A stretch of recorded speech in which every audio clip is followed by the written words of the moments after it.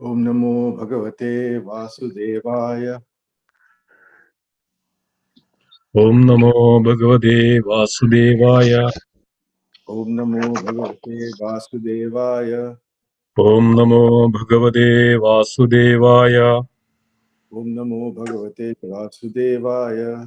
Om Namo Bhagavate Vasudevaya.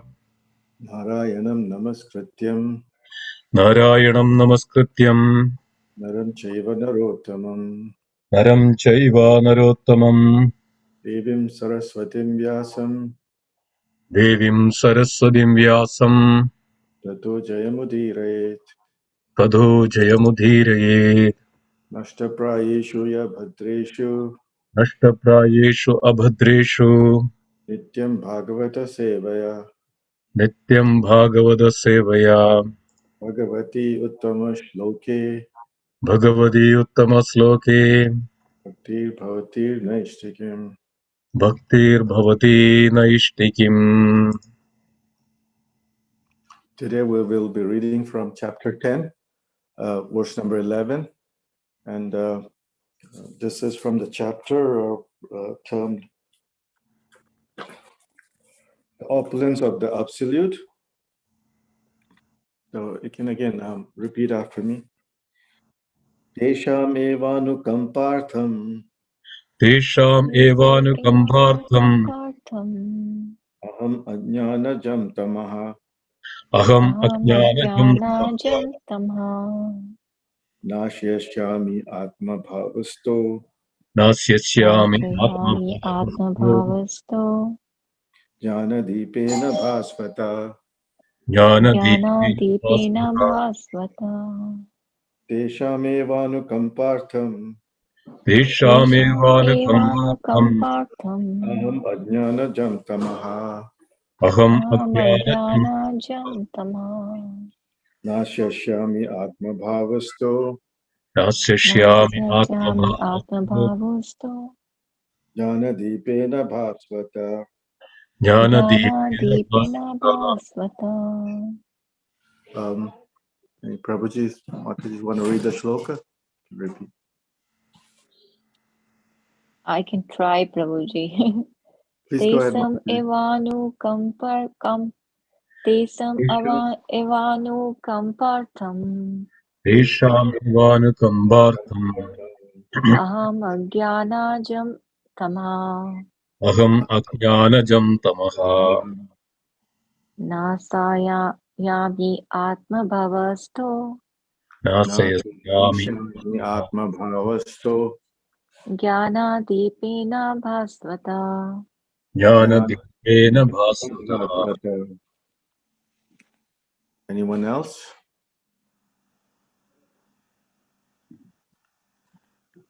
Tesham evanukambartham. Tesam evanukampartham Aham ajnanajam tamaha. aham ajnanajam tamah Nasayasyami atma bhavasto. nasa asyami atma bhavasto Jnanadipena bhasvata. jnanadipena bhasvata. So, anyone wants to go? Anyone else?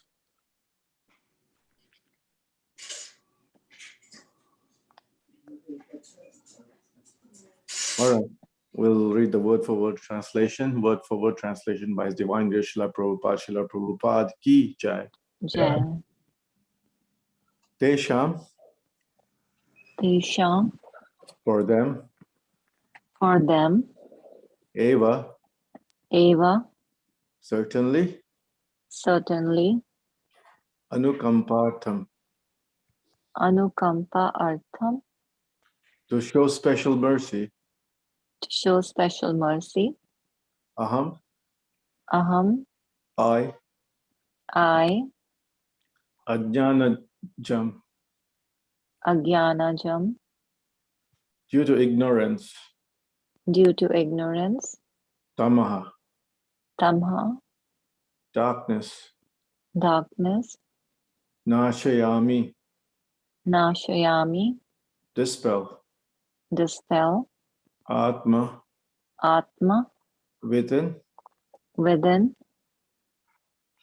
bhavastha, bhavastha, themselves, themselves, jnana, jnana, of knowledge, of knowledge, dipena, deepena, with the lamp, with the lamp, bhasvata, bhasvata, glowing. glowing. Translation by His Divine Grace Srila Prabhupada, Srila Prabhupada Ki Jai. Out of compassion for them, Out of compassion for them, I, dwelling in their hearts, I, dwelling in their hearts, destroy with the shining lamp of knowledge destroy with the shining lamp of knowledge the darkness born of ignorance. the darkness born of ignorance. Purport by Divine Grace Srila Prabhupada Ki Jai. When Lord Chaitanya was in Banaras promulgating the chanting of Hare Krishna, Krishna Krishna, Hare Hare, Hare Rama, Rama Rama, Hare Hare, thousands of people were following him. Prakashananda, a very influential and learned scholar in Banaras at that time, derided Lord Chaitanya for being a sentimentalist. Sometimes philosophers criticize the devotees because they think most of the devotees are in darkness of ignorance and are philosophically naive sentimentalists. Actually, this is not a fact. There are very learned scholars who put forward the philosophy of devotion, but even if a devotee does not take advantage of the literatures or of his spiritual master, if he is sincere in his devotional service, he is helped by Krishna himself within his heart. So the sincere devotee engaged in Krishna consciousness cannot be without knowledge. The only qualification is that one carry out devotional service in full Krishna consciousness. The modern philosophers think that without discriminating, one cannot have pure knowledge. For them, this answer is given by the Supreme Lord. Those who are engaged in pure devotional service, even though they be without sufficient education and even without sufficient knowledge of the Vedic principles, are still held by the Supreme God, as stated in this verse. The Lord tells Arjuna that basically there is no philosophy. The Lord tells Arjuna basically there's no possibility of understanding the supreme truth, the absolute truth, the supreme personality of God is simply by speculating. For supreme truth is so great that it is not possible to understand or to achieve him by simply making a mental effort. Men can go on speculating for millions of years, and if he is not devoted, he's not a lover of the supreme truth. He will never be understood. He will never understand Krishna or supreme truth. Only by devotional service is the supreme truth, Krishna, pleased, and by his inconceivable energy, he can reveal himself to the heart of the pure devotee. The pure devotee always has Krishna within his heart. Therefore, he is just like the sun that dissipates the darkness of ignorance. This is a special mercy rendered to the pure devotee by Krishna. Due to contamination of material association for millions of births, one's heart is always covered with the dust of materialism. But when one engages in devotional service and constantly chants Hare Krishna, the dust quickly clears and one is elevated to the platform of pure knowledge. The ultimate goal of Vishnu can be attained only by this chant and by devotional service, and not by mental speculation or argument. The pure devotee does not have to worry about the necessities of life. He need not be anxious because when he removes the darkness from his heart, everything is provided automatically by the Supreme Lord, for he is pleased by the loving devotional service of the devotee. This is the essence of Gita's teachings. By studying Bhagavad Gita, one can become completely surrendered soul to the Supreme Lord and engage in pure devotional service. As the Lord takes charge, one becomes completely free from all kinds of material endeavors. Om Ajnana Timirandasya Janajana Shalakya Chakshurun Militam Yena Tasmai Shri Guruve Namaha Shri Chaitanya Manovishtam Stapitam Yena Bhutale Swayam Rupa Kadamahyam Dadati Swapadantikam Vandeham Shri Guru Shri Yuta Padakamalam Shri Gurum Vaishnavamscha Shri Rupam Sagrajatam Saganatam Tam Vitam Tam Sajivam Sadvaitam Savadutam Parijana Sahitam Shri Krishna Chaitanya Devam Shri Radha Krishna Padam Sahaganat Shri Vichaka Shri Lalita Shri Vishakha Vitamscha He Krishna Karuna Sindho Dinabandho Jagatpate Gopesha Gopika Kanta Radha Kanta Namostute Taptakanchana Gaurangi Radhe Vrindavaneshwari Vrishabhanu Sute Devi Pranamami Hari Priye Vancha Kalpatarubhyascha Kripa Sindhubhya Evacha Patitanam Pavanebhyo Vaishnavebhyo Namo Namaha Jaya Sri Krishna Chaitanya Prabhu Nityananda Shri Advaita Gadadhar Shivasadi Gaurabhakta Vrinda Hare Krishna Krishna Krishna Hare Hare Hare Rama Rama Rama Hare Hare. Thank you everyone for joining in today again. So today is actually it's a continuation of the previous verse. The previous verse is like the previous verse. Tesham satata yuktanam bhajatam priti purvakam dadami bhutti yogam tam yena mam upayanti te. To those who are constantly devoted and worship me with love, I give them the understanding by which they come to me. And this translation for this verse is like, out of compassion for them, I dwelling in their heart, destroyed with the shining lamp of knowledge the darkness born out of ignorance. So whom does it remove the darkness born out of ignorance? To those who are constantly, chanting about him or like praising him or like as in the previous verse. So to those who are constantly devoted and worship me with love. So for them, he removes like the darkness born out of ignorance. So this, as like the speakers before me, as they explained, like this is the 4 verses chapter, starting from verse number 8 of this chapter, 8, 9, 10, and 11. They're called the Chatur Shloki, or like they're the core of the Bhagavad Gita. So if somebody, I remember like there was a long time ago, a devotee was asking, there was one Maharaj, his name was, he's no longer, he left his body, Mahavishnu Maharaj, Mahavishnu Swami. He was like an Indian body, but he was from London. So he was like, somebody was asking him in a question answer class, like, how do we understand the Bhagavad Gita? And I was very new that time. I was very new that time. In the class, he answered, you just have, if you understand this 4 shlokas, that means you have understood Bhagavad Gita. And he's mentioned this Chatur Shloki. So, and I went back and I actually referred to this shloka, and it was like very revealing to me. So we can just recap the first 2.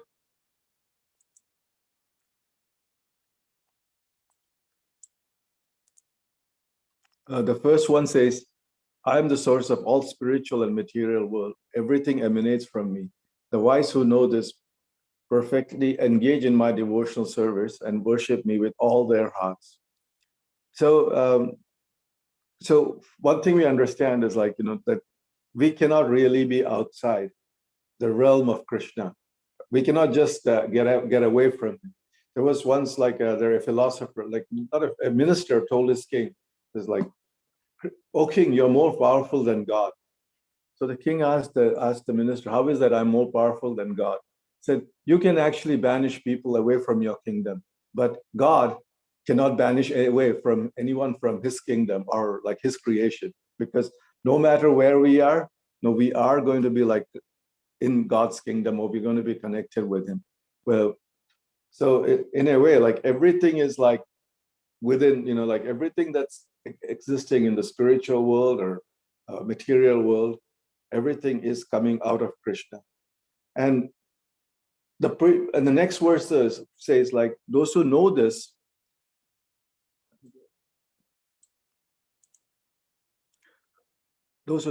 like those who are the pure devotees, those who know this, their lives are surrendered and they derive great satisfaction and bliss and enlightening one another and conversing about me. So, I mean, the reason like most of us are here is because we chose to to be away from Krishna. So Krishna created this material world for us and put us here, and he kind of remains, he kind of, even though he's sitting in our hearts, he kind of maintains a respectful distance from us, that's because we don't want to look inside our heart, and we don't want to be attached to him. That's the reason he maintains a distance from us. But there are devotees, like the pure devotees, who know this. What do? They surrender to Krishna, and they derive great satisfaction, and they just chant together. They discuss his pastimes. They carry on devotional service, and and out of this, which gives them the greatest pleasure. So when you think about it, nowadays, we are in this material world, and where do we get our pleasure from? We get our pleasure from sense, we think okay, let's indulge in some kind of sense gratification. That'll give us pleasure. And in the past, what would people do? About 30, 40 years ago, to get pleasure, people would buy things. They would live in a big house. They would probably buy lots of land, all these things, thinking okay, there's a power of prestige. It gives me some kind of pleasure. But over a period of time, people realize that that's not giving them so much pleasure. So what do people nowadays do? They go for experiences, so they travel. There's a lot of people travel nowadays. They go to different countries. They want to experience different cultures. They want to experience different kind of food. They want to experience things like bungee jumping. They have all this, parachuting. So nowadays, many people think happiness comes from these experiences, but eventually, what you might feel a lot of excitement the first time you do bungee jumping, but you do it second, third, fourth, or fourth time, it doesn't feel that pleasurable. Even let's forget bungee jumping. Let's just take an example of a rasgulla. That we eat the rasgulla, first rasgulla, it gives us a lot of joy, a lot of pleasure. The tongue feels in heaven, great, delicious. You eat the next rasgulla, it doesn't feel all that good. The third one feels a little better, a little less better, and eventually the fourth, fifth one, you want to probably throw it out. You want to puke. So that's what happens with these experiences, and the reason for that is this is not this experience, getting these experiences or gathering a lot of things. This is not our natural state, and our natural state is we're actually fish out of water in this in the material. We choose to be here. We want to rebel against Krishna. We choose to be here. We want to gratify our senses. Why do we have to please the Lord and gratify his senses? Why can't we gratify our own senses? So we choose to come here, we live here, but no matter what we do, eventually that little pressure or whatever we get from this material, things just, it just dies out, and it doesn't feel pleasurable at all. Just it's simply because that is not our natural state. What is our natural state? Our natural state is to love Krishna, perform devotional service to Krishna. And so even though we decide to come and live, away from Krishna, Krishna has given us this, all these various literatures, and we have all this Nitya Siddhas coming around, trying to help us. But we do not look at them. But Krishna is telling us here, my pure devotees, they understand this truth, everything comes from me, nothing is independent of me. You can't be independent of me. So what do? They harmonize their thoughts and their actions, everything, in a way they can please Krishna. And when they do that, they get great satisfaction, and that satisfaction is derived from carrying out devotional service, talking about Lord, chanting chanting his names, reading about his pastimes and discussing his pastimes with one another. So that's the greatest, like that gives them great joy, and it makes them blissful. And the next words Krishna is saying,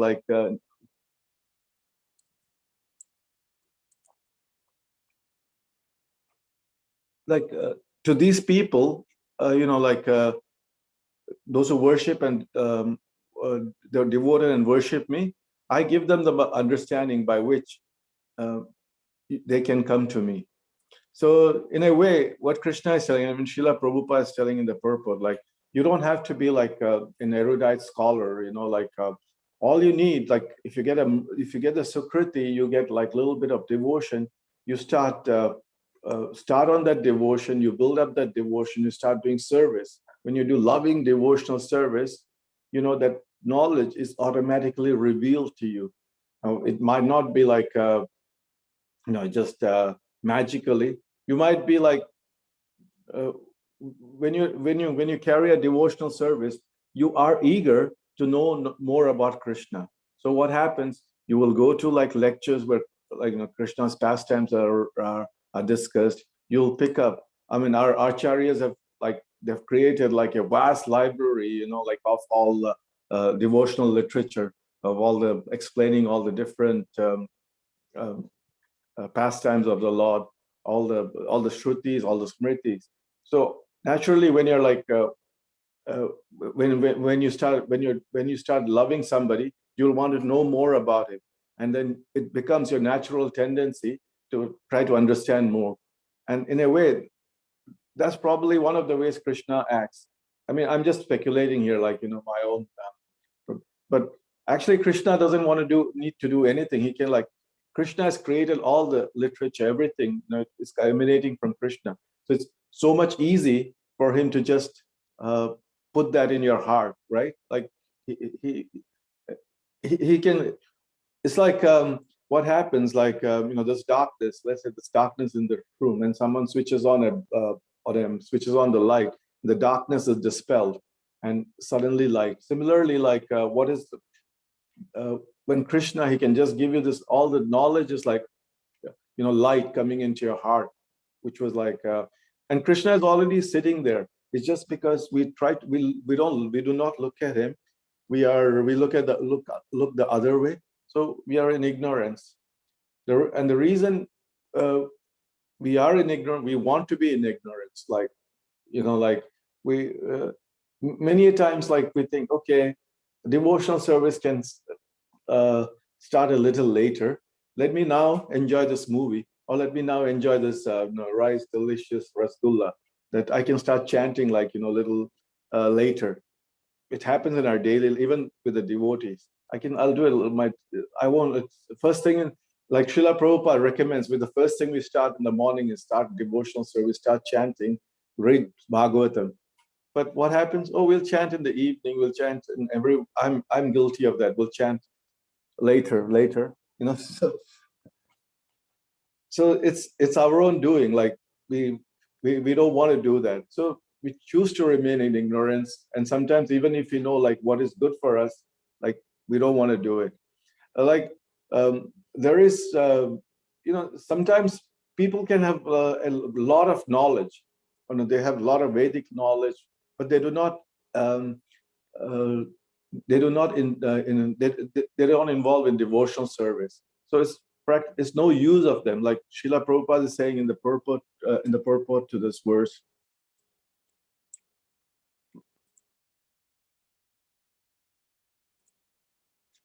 The modern philosophers think that without discrimination, one cannot have pure knowledge. For them, the answer is given by the Supreme Lord. Those who are engaged in pure devotional service, even though they be without sufficient education and even without sufficient knowledge of Vedic principle, are still held by Supreme God as stated in the verse. So the modern philosophers think you have to read a lot of philosophy. Only then one can understand what is good, what is bad, and you have a proper understanding. But what here the Lord is telling, you don't need all that.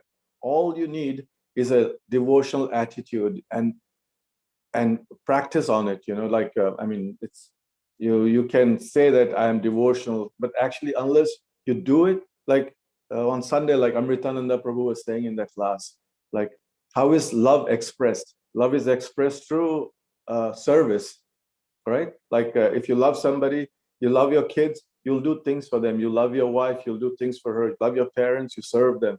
So that's how love is expressed. Similarly, if you love Krishna, you'll want to do things for him.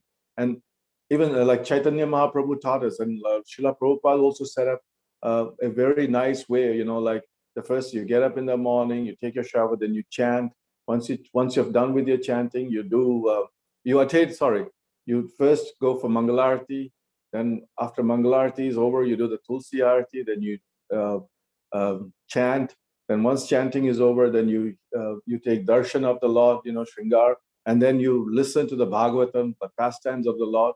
He set up this whole thing of like how we can practice devotional service. And Chaitanya Mahaprabhu, he taught us like to sing, dance, honor prasadam, like all devotional service. Uh, so so we can see that like even though there is this importance of like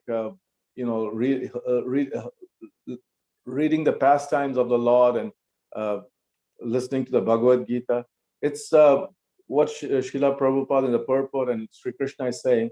Those things are not as important as having actually carrying out loving devotional service.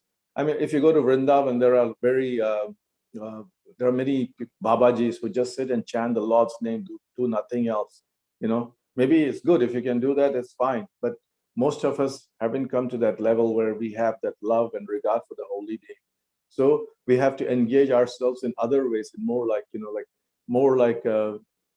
I mean, and many of us are attached to other things, and we're good in other things like music and all. So all these things can be used as in a principle of Yukta Vairagya to serve the Supreme Lord.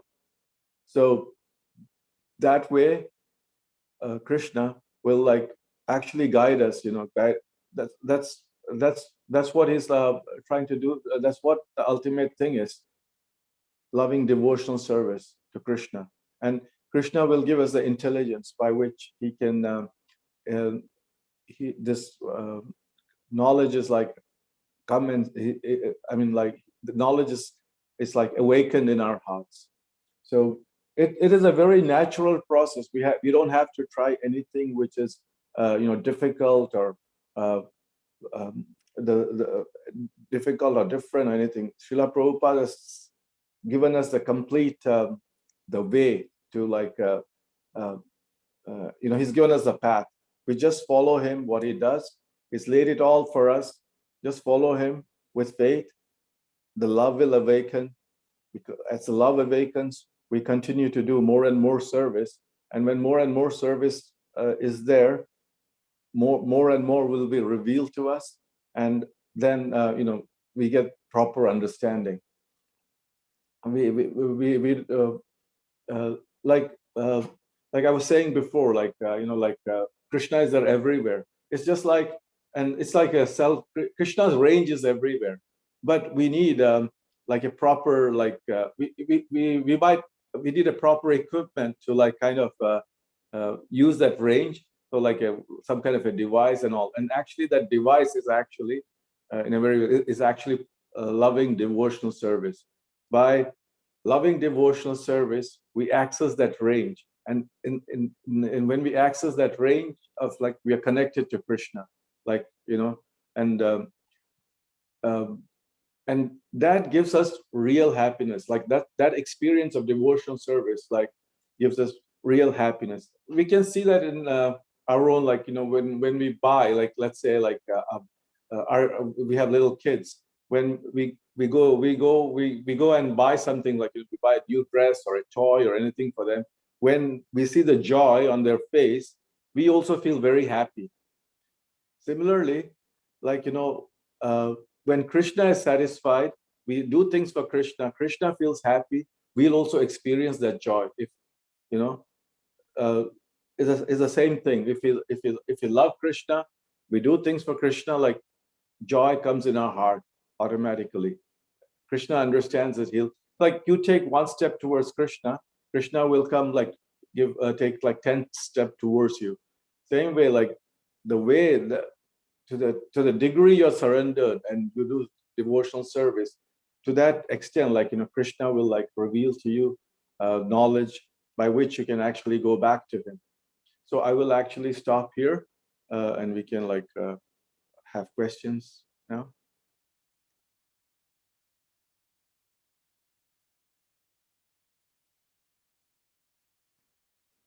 Hare Krishna.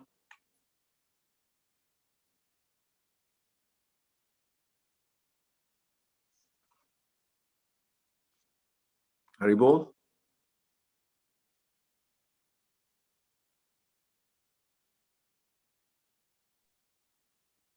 Hare Krishna Prabhu. I think Simeshwar Prabhu must be engaged in some seva. Thank you so much, Prabhu. That was a wonderful class. Thank you, Prabhu. Anything you would like to add, Prabhu? No, Prabhu, I think you covered it wonderfully. I really liked your class. Thank you, It was Prabhu. very nice. Perhaps some Mataji or Prabhus on the forum have any questions you could please ask, or even a comment. We have 15 minutes more.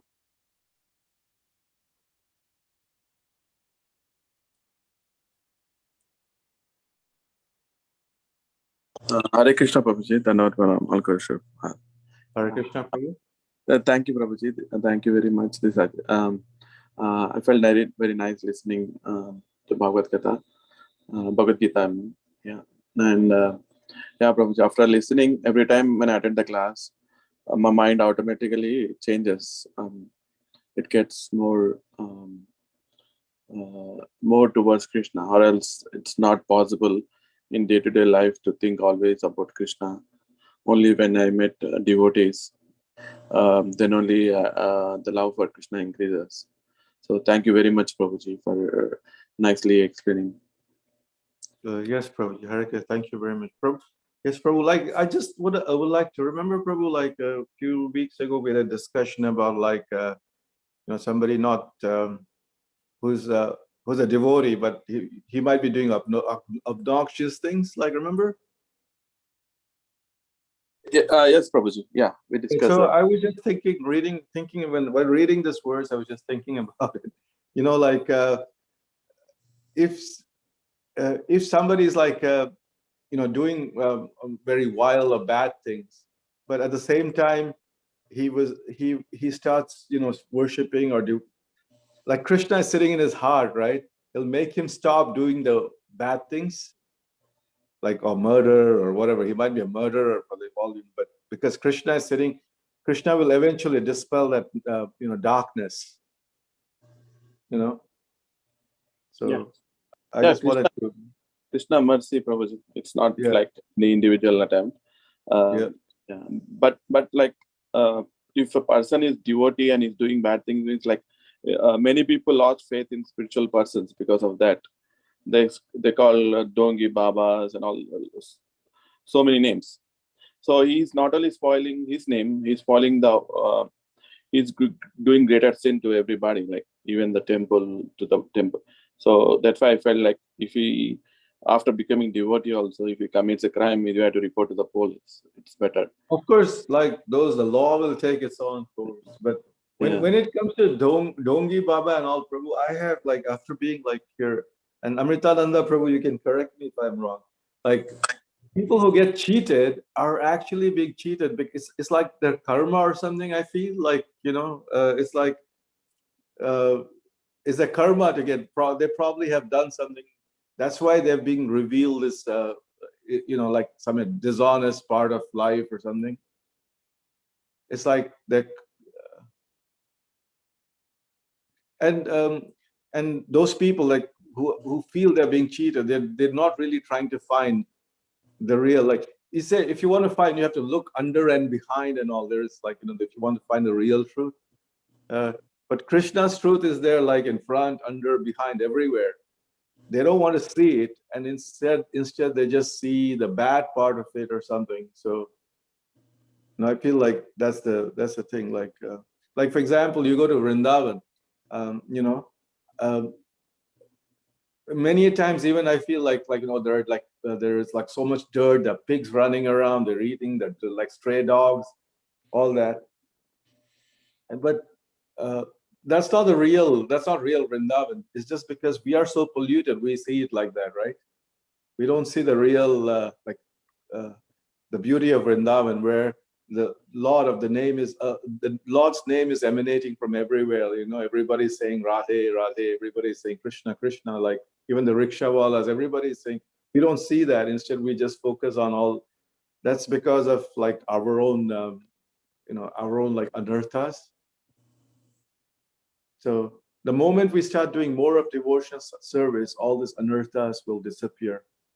You know, like by Krishna sitting in our heart, he gives us like the mercy by which we can remove all of them, including the sins we have committed, like murder or God knows, even something worse. Mm. What do you think, Prabhuji?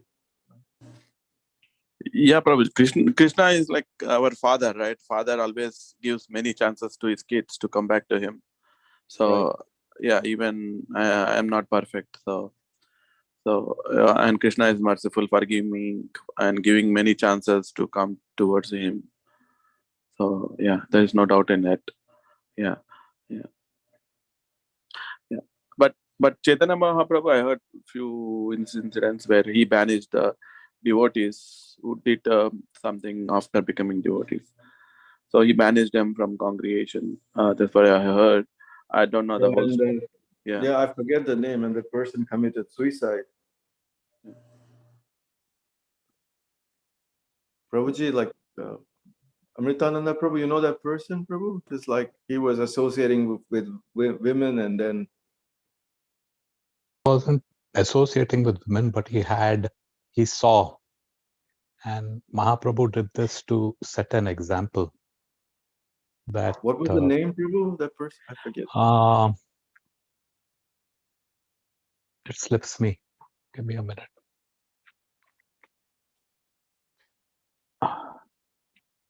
Sorry, it's not coming to me, Prabhu.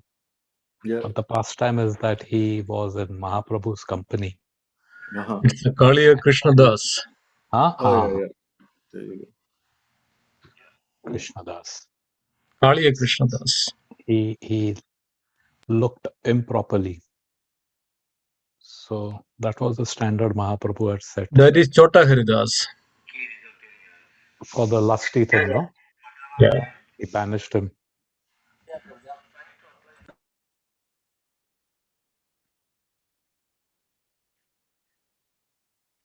Normally, if somebody comes to the temple, also if he creates disturbance instead of devotion, we throw him out. We'll ask him to leave the temple. Sorry to use that word.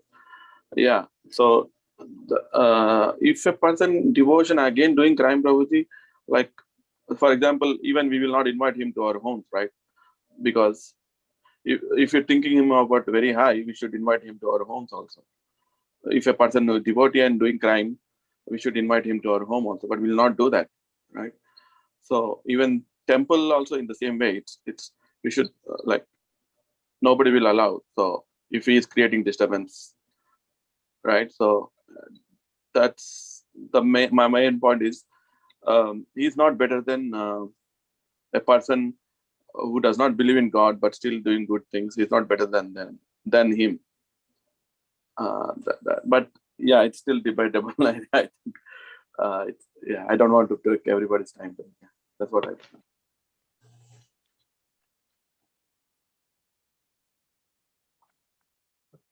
Thank you, Prabhuji. Thank you for Any other comments or like anything we need to discuss? When you brought up this pastime of Mahaprabhu banishing the devotee.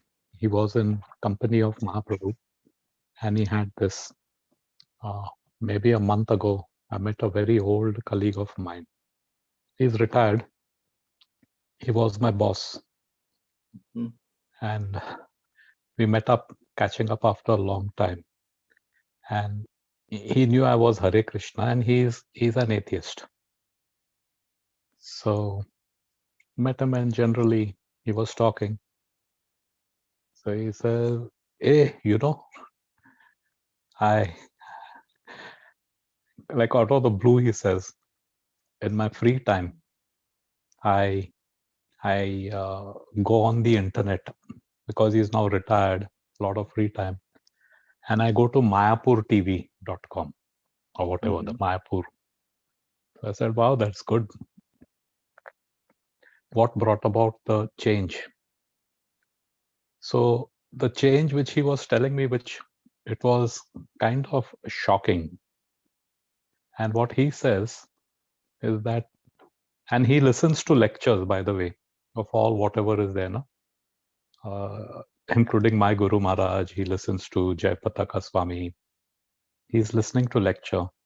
But what brings him over there is actually, he says, all the devotees, especially the women, they're so beautiful and they're like dolls. They don't look like human beings, they look like dolls. And that's what he finds very attractive. So his reason for going there, now it may seem to be lusty, but he comes in over there and somehow he's engaging with kirtan. He's somehow engaging with listening to pravachan. And I was reflecting on this part. Like on one end, it would seem a very wrong thing to do. But then he gets in over there and he's also getting influenced, and he was asking questions. And he's saying, I want to make suggestions. These Maharajas, they speak very slow. They speak very soft. I don't have the patience. Like he was talking. So on one end, there was good, he's engaging. And then on the other side, I was thinking, see how he has a relation with Krishna, though he's an atheist, an avowed atheist. He never ever believed in. But now in his old age, some purpose or the other has pulled him towards Krishna. And slowly but surely, I hope he continues listening to these lectures. So someone not in contact comes in contact because of quote unquote lust. And someone who was already in contact because of lust was banished out. So that I found a little, yeah. Prabhuji, I would like to add something. Like my Guru Maharaj once told me, like when it comes to lust, it doesn't have to be really. You could be lusting after a gulab jamun. So I remember like first going to ISKCON, like it's mainly for prasadam, or I can say lust for food or prasadam. And then you start hearing lectures and all that, and then you start practicing or are trying to practice, I should say, in my case. So it was actually prasadam which was actually attracting you. So could be anything, right? Yeah.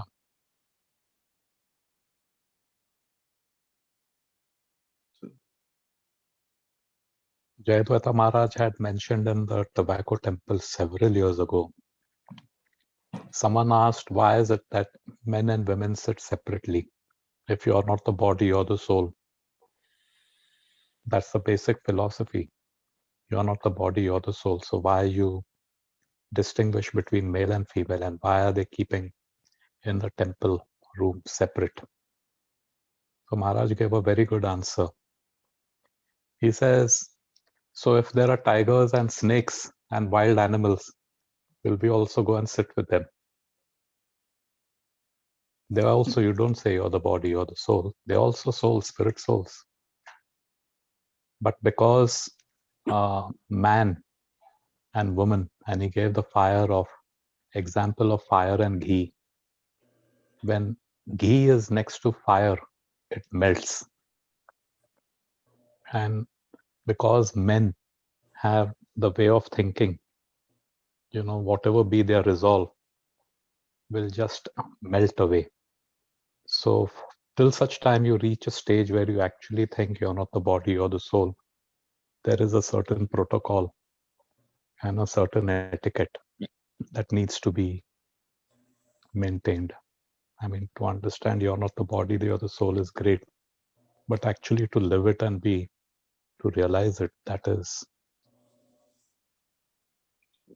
Yeah, I think Prabhuji, I think in this context, I remember something, Prabhuji. Shall I share? It's about Vyasa Maharshi when he's passing, like his son, Sukadeva Maharshi, passing a lake, or when he passes, the ladies or anybody bathing there, they don't cover their bodies. But when Vyasa Maharshi comes after his son, like they immediately, when they see Vyasa Maharshi, they cover their clothes, it seems. I read somewhere, maybe it's in. So then Vyasa Maharshi asked them, like, why you did not cover your body when my son passed? Then they replied, like, he already, he doesn't differentiate between women and men. So yeah, there's no difference in his conscious level. So he's above, as you mentioned, he's already it's above body consciousness. He's into this. Yeah. So that's what I remembered when you mentioned when we are in that stage. I think then we don't need to sit separately. Very good. Yes, yeah, got that too. Thanks for sharing. And it's almost 8 o'clock. I'll have to drop off soon. One last I'll share with you. I had read about the point you made, Simeshwar Prabhu. Krishna is everywhere. He can't banish anyone. So there is this devotee from another faith, and he left the church in anger, and for a long time he was away. But somehow or the other, and he had written, gone away. From him I've gone away. But up ahead I see him there. My Lord is everywhere. Mm-hmm. So once a person engages in devotional service, then he just can't go away. He will come back. And that was, and then he again, with other priests, he got together. And so he's everywhere. Okay, Prabhuji. Thank you very much for your class. Thank you, everybody. Thank you, Prabhuji. Thank you for your comments, inputs, and everything. Thank you.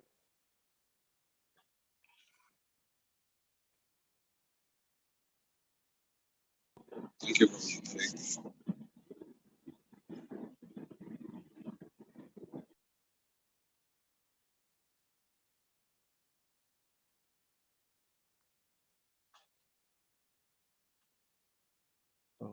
Anyone, any other questions, anything else? Not to